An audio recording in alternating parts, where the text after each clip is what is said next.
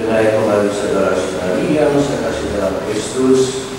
Hari ini kita merayakan satu pesta yang sangat penting bagi kita umat Kristen Katolik.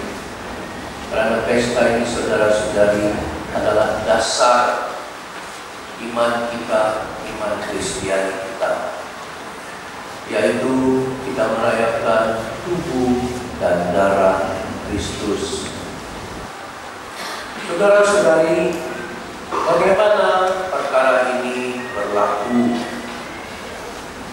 Bagaimana tubuh dan darah Yesus ini menjadi milik kita? Kalau kita renung saudara-saudari dan ingat kembali, supaya kita dapat memahami, dari itu kita dapat menghargai dan mencintai pemberian Yesus yang begitu besar artinya, yaitu tubuh dan darahnya, artinya pribadinya sendiri. Supaya kita dapat memahami perkara ini saudara-saudari, kita perlu kembali kepada pemahaman yang betul mengenai Allah. Allah yang kita kenal saudara-saudari adalah Allah yang bersifat pribadi.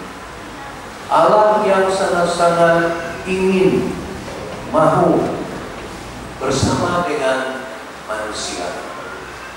Sebab itulah saudara-saudari melalui perjanjian lama kita dapat membaca melalui buku-buku di sana bagaimana Allah pencipta itu mengambil inisiatif datang kepada manusia, membangun hubungan dengan manusia, sehingga akhirnya dia memilih satu bangsa yang dipanggilnya umat Allah, dan bangsa itu mengaku dan percaya dia sebagai Allah. Umat itu saudara-saudari adalah umat Yahudi atau umat Israel. Tetapi bukan setakat itu saja saudara-saudari. Kasih Allah begitu besar, dan dia terus ingin mengungkapkan, memperlihatkan, memperkenalkan cinta kasihnya itu kepada manusia, sehingga dia sendiri menjadi seorang manusia dalam pribadi Yesus, menjadi manusia kecuali dosa. Dan itulah sebab kita dapat membaca dalam Matius bab 1 ayat 23, firman Tuhan mengatakan, Putra Allah itu yang akan datang adalah Immanuel, Allah beserta kita. Kalau kita rujuk juga dalam Yohanes bab 1 ayat 14, di sana firman Tuhan mengatakan, firman Tuhan itu menjadi manusia dan tinggal antara kita. Inilah saudara-saudari antara lain bukti-bukti bahwa Allah itu sungguh-sungguh ingin menyertai, ingin hadir, ingin mendampingi kita manusia.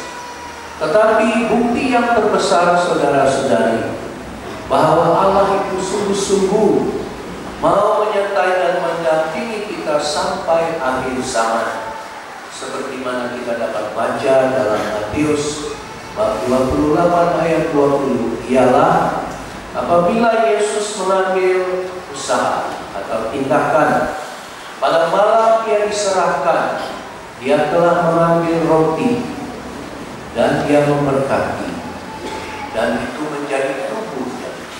Dia mengambil anggur, memberkati anggur itu dan menjadi darahnya. Dan dia mengatakan kepada pengikut-pengikutnya pada waktu itu dan sampai selama-lamanya, lakukanlah ini sebagai kenangan akan aku. Maka dengan itu saudara-saudari, dengan menyerahkan dirinya sepenuh-penuhnya sebagai ungkapan cinta kasihnya kepada kita manusia, Maka sehinggalah ke saat ini dan di masa-masa akan datang kita mempunyai tanda yang hidup bahwa Yesus sungguh-sungguh ada beserta kita melalui sakramen yang kita panggil sakramen Ekaristi. Dan dari sakramen Ekaristi, tubuh dan darah Yesus dilanjutkan juga kehadirannya itu melalui sakramen Maha Kudus, di mana hosti dan anggur pada waktu misa kudus dikuduskan oleh kuasa Roh Kudus menjadi tubuh dan darah Yesus.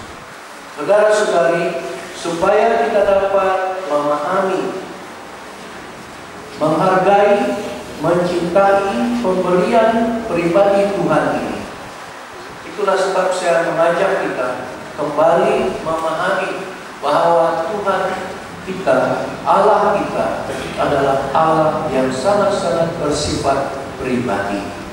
Bukan Allah yang jauh, tetapi yang sungguh-sungguh hadir kepada kita, terlibat di dalam hidup kita sehari-hari. Dia sungguh-sungguh hadir. Dan bagi kita, supaya dapat memahami dan menghargai pemberiannya ini, kita juga perlu membangun iman kita dengan bersifat pribadi. Perlu kita tiap hari mau merapatkan diri kita, mau membangun persahabatan pribadi kita dengan Yesus, sehingga Yesus menjadi sahabat yang terdekat bagi kita.